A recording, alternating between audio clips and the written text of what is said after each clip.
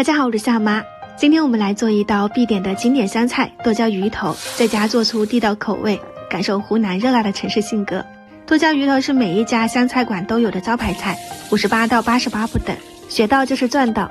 準備3-4斤的大頭魚，一定要清洗乾淨，魚身的地方切上花刀，加入蔥薑、料酒，食用鹽，抓捏5到6分鐘。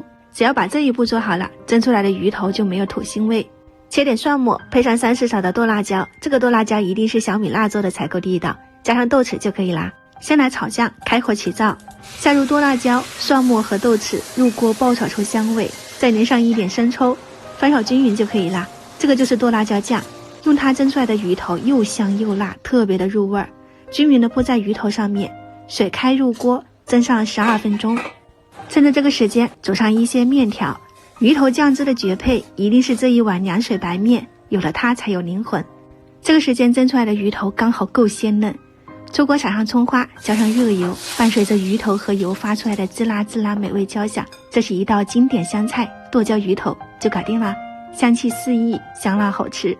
不管是就着白米飯還是配上麵條，都能吃上好幾大碗。如果你也想吃，可以收藏起來試一下。喜歡我的視頻，別忘了關注我哦。我是夏媽，我們下期再見。